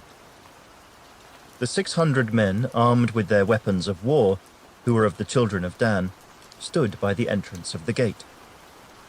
Then the 5 men who had gone to spy out the land went up. Entering there, they took the carved image, the ephod, the household idols, and the molded image. The priest stood at the entrance of the gate with the 600 men who were armed with weapons of war. When these went into Micah's house and took the carved image, the ephod, the household idols, and the molded image, the priest said to them, "What are you doing?" And they said to him, "Be quiet. Put your hand over your mouth and come with us. Be a father and a priest to us. Is it better for you to be a priest to the household of one man, or that you be a priest to a tribe and a family in Israel?" So the priest's heart was glad, and he took the ephod, the household idols, and the carved image, and took his place among the people. Then they turned and departed, and put the little ones, the livestock, and the goods in front of them. When they were a good way from the house of Micah, the men who were in the houses near Micah's house gathered together and overtook the children of Dan. And they called out to the children of Dan. So they turned around and said to Micah, "What ails you that you have gathered such a company?" So he said, "You have taken away my gods which I made, and the priest, and you have gone away. Now what more do I have? How can you say to me, 'What ails you?'" And the children of Dan said to him, "Do not let your voice be heard among us, lest angry men fall upon you, and you lose your life with the lives of your household." Then the children of Dan went their way. And when Micah saw that they were too strong for him, he turned and went back to his house. So they took the things Micah had made, and the priest who had belonged to him, and went to Laish, to a people quiet and secure. And they struck them with the edge of the sword and burned the city with fire. There was no deliverer, because it was far from Sidon, and they had no ties with anyone. It was in the valley that belongs to Beth Rehob. So they rebuilt the city and dwelt there. And they called the name of the city Dan, after the name of Dan their father, who was born to Israel. However, the name of the city formerly was Laish. Then the children of Dan set up for themselves the carved image. And Jonathan the son of Gershom the son of Manasseh and his sons were priests to the tribe of Dan until the day of the captivity of the land. So they set up for themselves Micah's carved image which he made, all the time that the house of God was in Shiloh.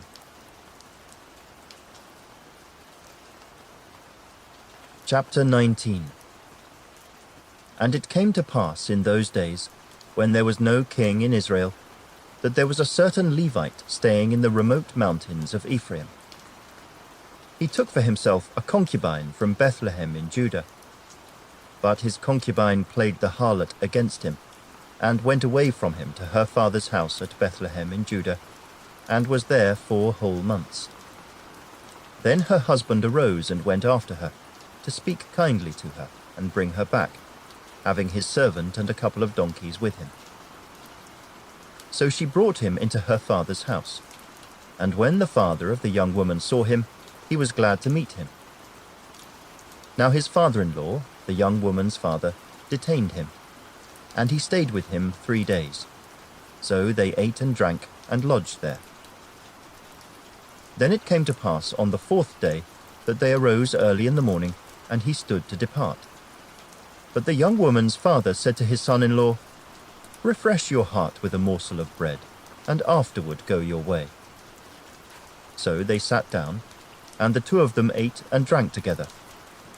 Then the young woman's father said to the man, "Please be content to stay all night, and let your heart be merry."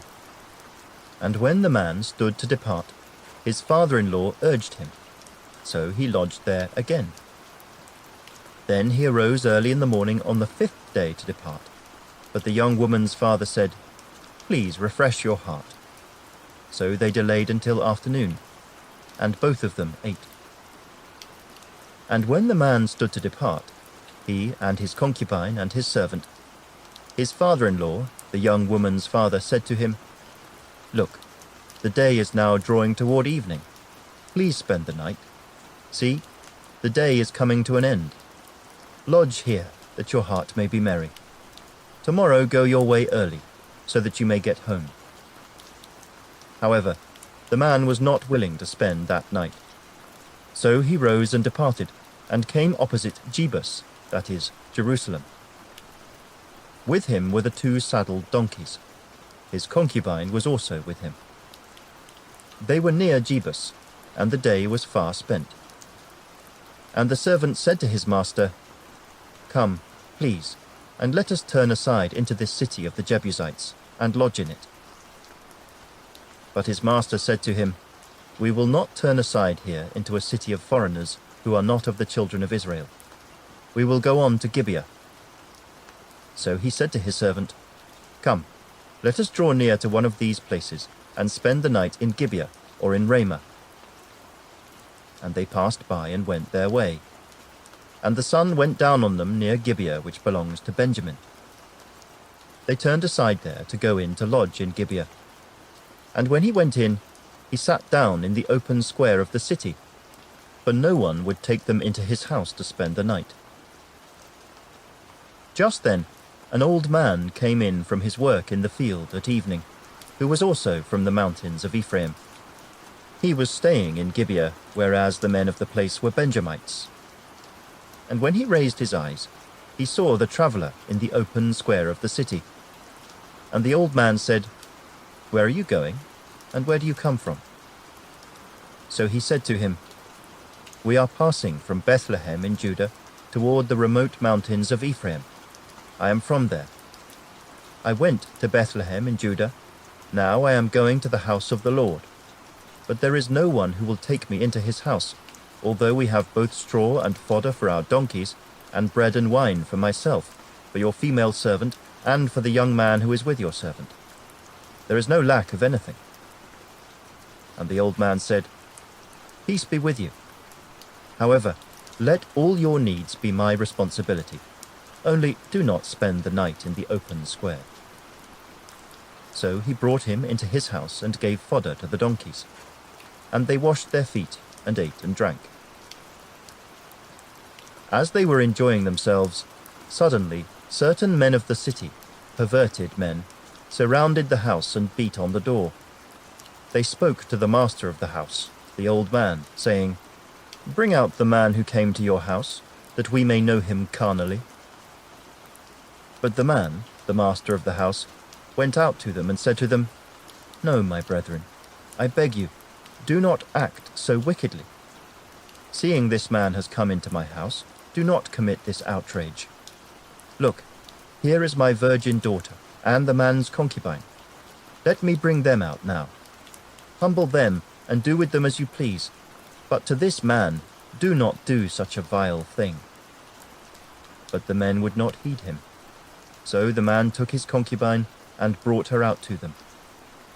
And they knew her and abused her all night until morning. And when the day began to break, they let her go. Then the woman came as the day was dawning, and fell down at the door of the man's house where her master was, till it was light. When her master arose in the morning, and opened the doors of the house, and went out to go his way, there was his concubine, fallen at the door of the house, with her hands on the threshold. And he said to her, "Get up and let us be going." But there was no answer. So the man lifted her onto the donkey, and the man got up and went to his place. When he entered his house, he took a knife, laid hold of his concubine, and divided her into 12 pieces, limb by limb, and sent her throughout all the territory of Israel. And so it was that all who saw it said, "No such deed has been done or seen from the day that the children of Israel came up from the land of Egypt until this day. Consider it, confer, and speak up." Chapter 20. So all the children of Israel came out, from Dan to Beersheba, as well as from the land of Gilead, and the congregation gathered together as one man before the Lord at Mizpah. And the leaders of all the people, all the tribes of Israel, presented themselves in the assembly of the people of God, 400,000 foot soldiers who drew the sword. Now the children of Benjamin heard that the children of Israel had gone up to Mizpah. Then the children of Israel said, "Tell us, how did this wicked deed happen?"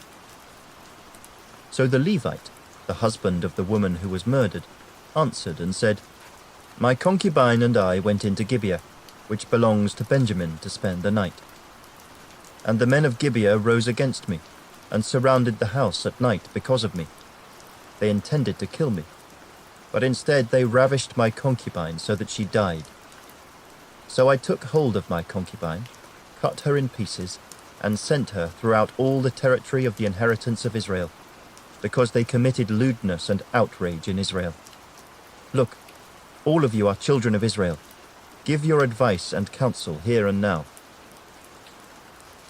So all the people arose as one man, saying, "None of us will go to his tent, nor will any turn back to his house.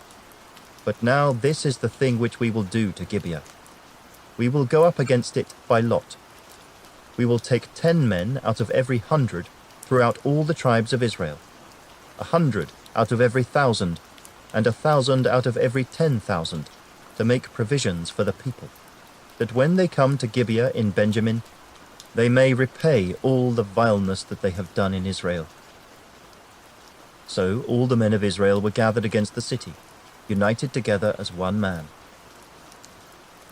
Then the tribes of Israel sent men through all the tribe of Benjamin, saying, "What is this wickedness that has occurred among you? Now therefore deliver up the men, the perverted men who are in Gibeah, that we may put them to death and remove the evil from Israel." But the children of Benjamin would not listen to the voice of their brethren, the children of Israel. Instead, the children of Benjamin gathered together from their cities to Gibeah to go to battle against the children of Israel. And from their cities at that time, the children of Benjamin numbered 26,000 men who drew the sword, besides the inhabitants of Gibeah, who numbered 700 select men. Among all this people were 700 select men who were left-handed. Every one could sling a stone at a hair's breadth and not miss.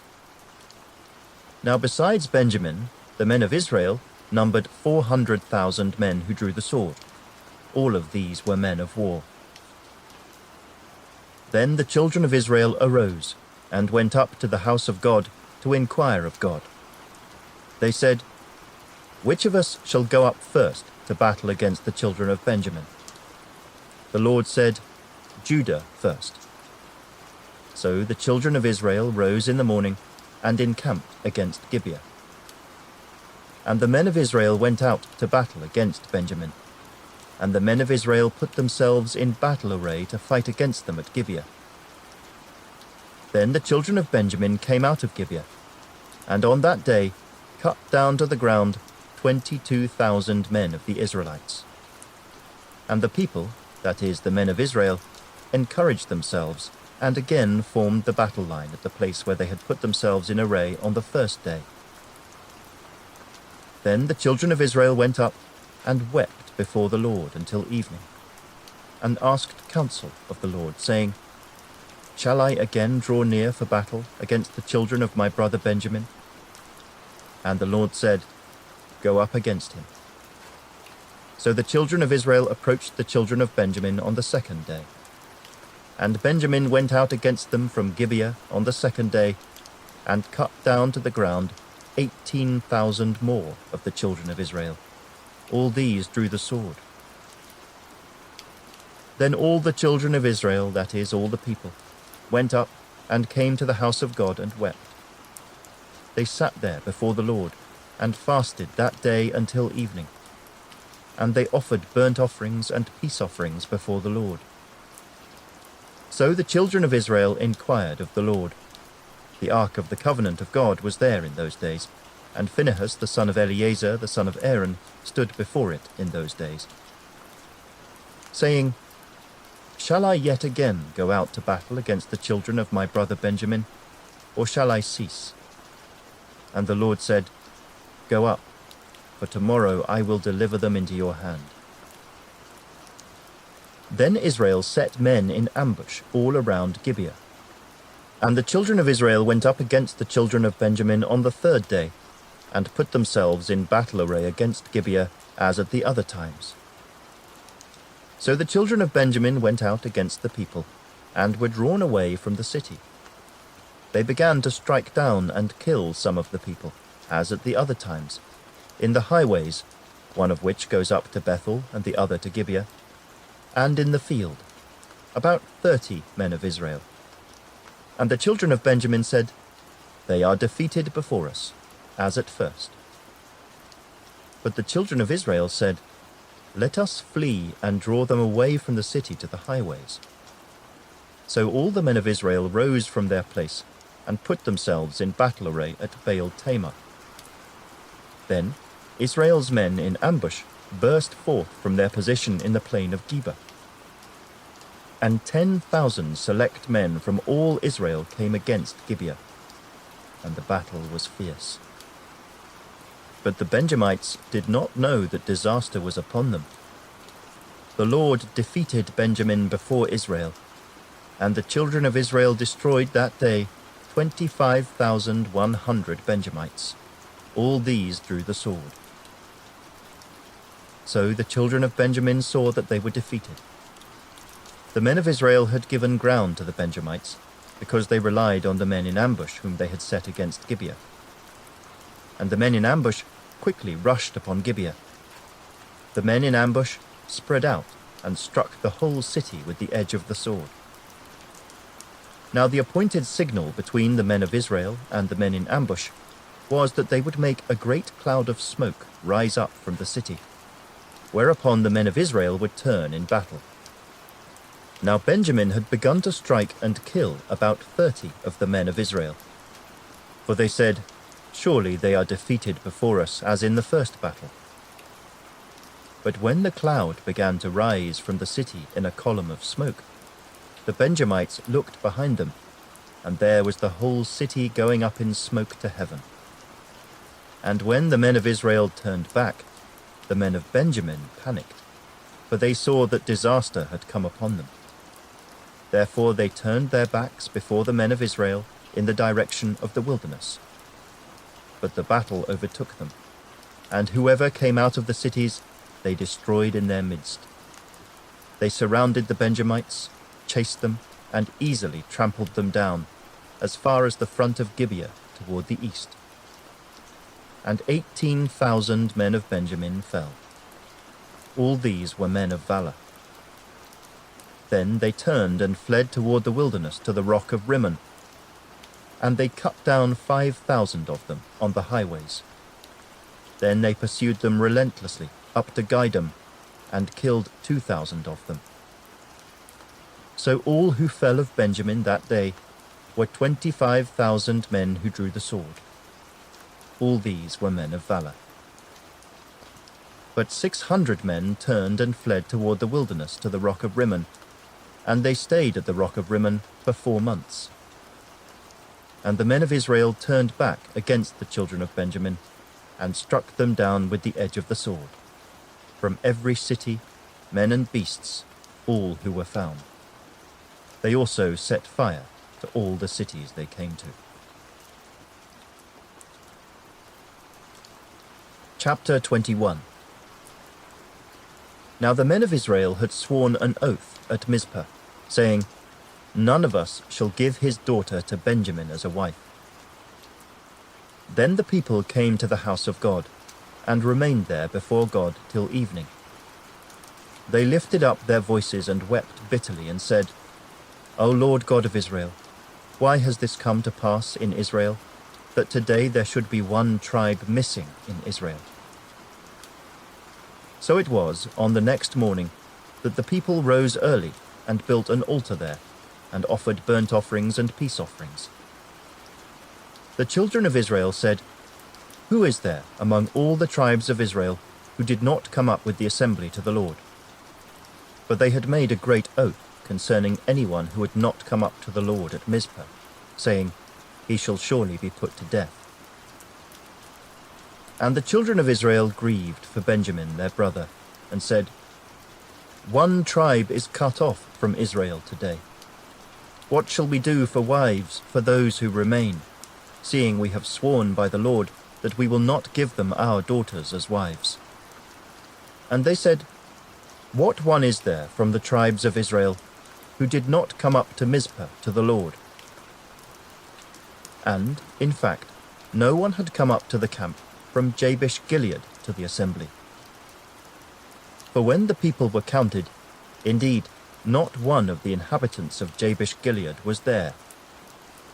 So the congregation sent out there 12,000 of their most valiant men, and commanded them, saying, Go and strike the inhabitants of Jabesh Gilead with the edge of the sword, including the women and children. And this is the thing that you shall do. You shall utterly destroy every male, and every woman who has known a man intimately. So they found among the inhabitants of Jabesh Gilead 400 young virgins who had not known a man intimately. And they brought them to the camp at Shiloh, which is in the land of Canaan. Then the whole congregation sent word to the children of Benjamin, who were at the rock of Rimmon, and announced peace to them. So Benjamin came back at that time, and they gave them the women whom they had saved alive of the women of Jabesh Gilead. And yet they had not found enough for them. And the people grieved for Benjamin, because the Lord had made a void in the tribes of Israel. Then the elders of the congregation said, What shall we do for wives for those who remain, since the women of Benjamin have been destroyed? And they said, There must be an inheritance for the survivors of Benjamin, that a tribe may not be destroyed from Israel. However, we cannot give them wives from our daughters, for the children of Israel have sworn an oath, saying, Cursed be the one who gives a wife to Benjamin. Then they said, In fact, there is a yearly feast of the Lord in Shiloh, which is north of Bethel, on the east side of the highway that goes up from Bethel to Shechem, and south of Libonah. Therefore they instructed the children of Benjamin, saying, Go, lie in wait in the vineyards, and watch. And just when the daughters of Shiloh come out to perform their dances, then come out from the vineyards, and every man catch a wife for himself from the daughters of Shiloh. Then go to the land of Benjamin. Then it shall be, when their fathers or their brothers come to us to complain, that we will say to them, Be kind to them for our sakes, because we did not take a wife for any of them in the war. For it is not as though you have given the women to them at this time, making yourselves guilty of your oath. And the children of Benjamin did so. They took enough wives for their number from those who danced, whom they caught. Then they went and returned to their inheritance, and they rebuilt the cities and dwelt in them.